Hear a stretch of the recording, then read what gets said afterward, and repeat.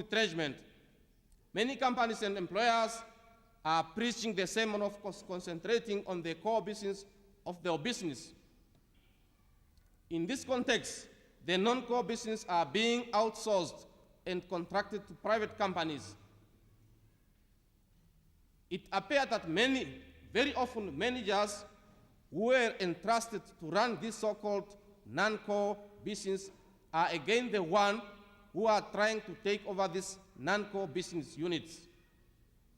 Clearly, there is a conflict of interest. One wonders whether these line managers did not only run down this business and thereby rendering them vulnerable to outsourcing and privatization, so that at the end they are the ones that are taking over. This is simply self-enrichment on part of company managers. It should be therefore appropriate and that the process of awarding contracts should be transparent, fair, and with the full participation of us to ensure that the interests of our members are cared for. However, minimizing production costs and maximizing profits in the existing mining companies or plants and operations, which may lead to subsequent retrenchment and unemployment, requires further visionary leadership and creative and broad thinking to face this challenge, and acting in unison with our members to develop proper responses. Amongst proposals to counter and lessen the impacts of outsourcing, we can pick up the retraining and upgrading of the existing skills, takeovers through our business arm, planning a way forward, and that will help us also to be part of the process of empowering our members. We should also go further down to the effective management of the retrenched and how we can do with those retrenched employees, our retrenched members.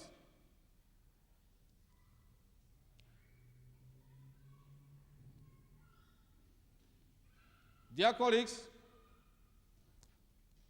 when we coined this concept, the right motivation, trade unions, employers, and other investors could make greater impact in creating industrial harmony as well as economic prosperity. Another part that requires sober attention is the pooling of the financial resources for economic development. We have many funds in Namibia where in some of them our members' money lies. Some of them, it's only the branches that are in Namibia, but the head office are either elsewhere, either in South Africa, London, or where else, but outside Namibia. The result will be that money that are in those banks are invested in other areas outside Namibia. There is no doubt that the capability of this finance sector is a prerequisite for successful economic development, strengthening the entrepreneurship initiative of the nation, combating poverty, and strengthening the role of all of us in the local economic development. For this reason, there is a need for strategic partnership with like-minded financial institutions and state in order to boost further economic empowering of the previously neglected areas by investing in rural and less developed villages. In this way, we can address the skill development that are finding places here in Namibia as well. And Congress delegates are therefore called to debate this issue and come up with proper resolutions. 10 years continuously renewing that work permit for a diesel make. Are we saying that in Namibia, can we deliver that skill? I refuse to agree to that. And for that, we will declare war against those foreigners who are robbing us, our space in Namibia.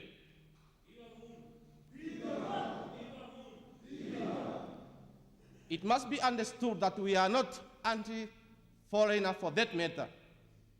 But yes, charity starts at home. We cannot see our colleagues go hungry, whereas our aliens are being fed. Yes, when there is a need, a genuine need for the issuing of that work permit, we are agreeable. But the condition should be that in that relationship, on that conditions, the imparting of skill,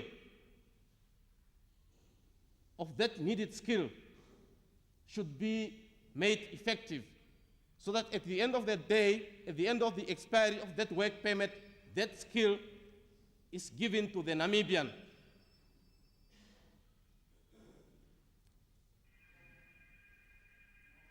It's clear that the conditions under which these work permits are given are not respected,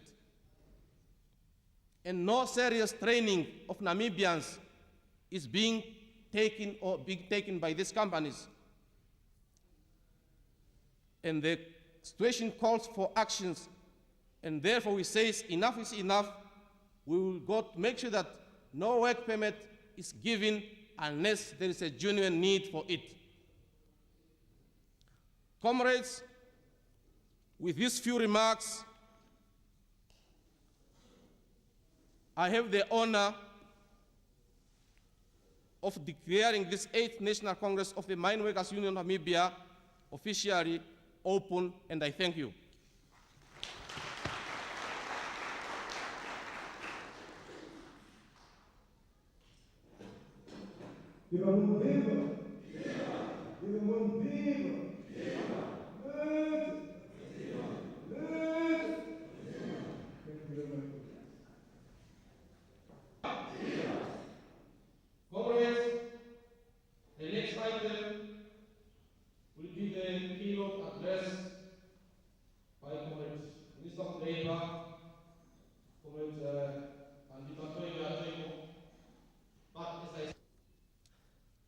Mr. Chairman, Honorable Deputy Minister Shaitinodi,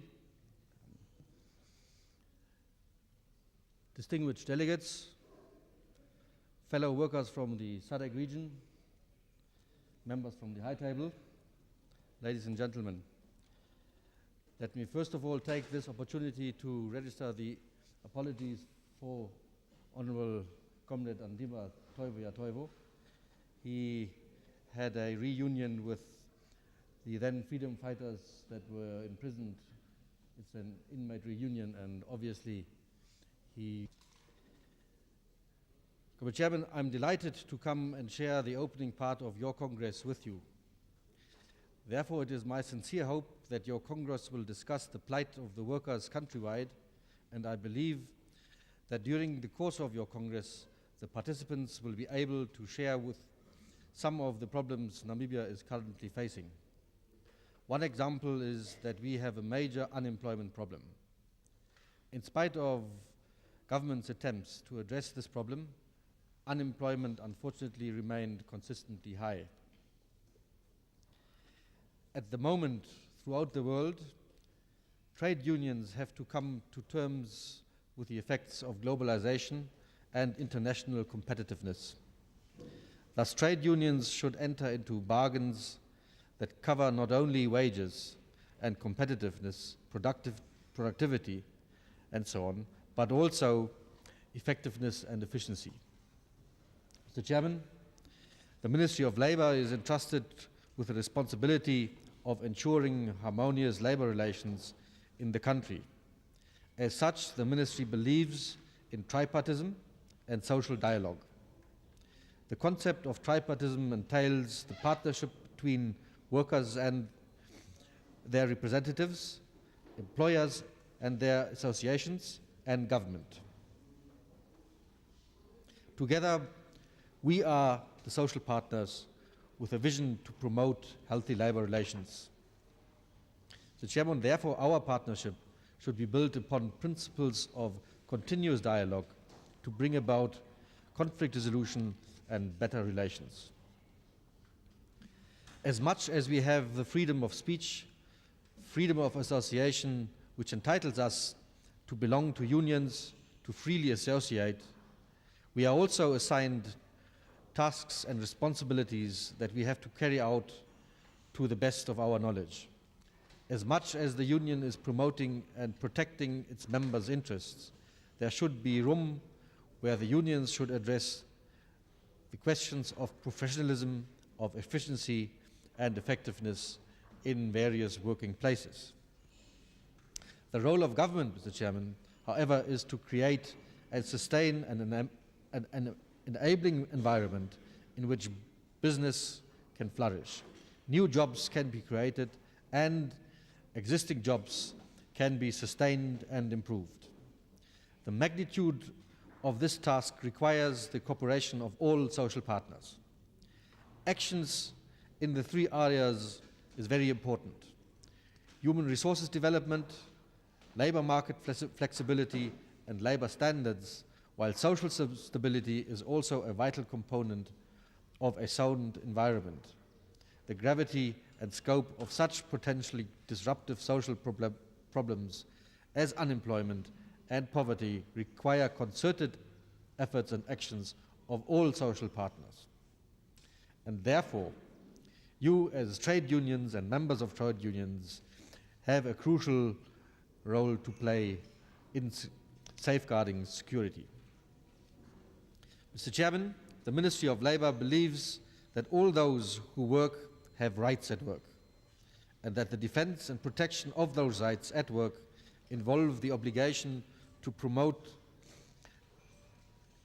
possibilities of work itself. The long-term objective of the Ministry of Labour is to effect the improvement of the conditions of labour, whether organised or not, and whether work might occur in the formal or in the informal sector, at home, in the community, or on a voluntary basis. I would also like to bring to your attention that there is the need today to devise social and economic systems which ensure basic security and employment while remaining capable of adapting to rapidly changing or changes in all spheres of human life.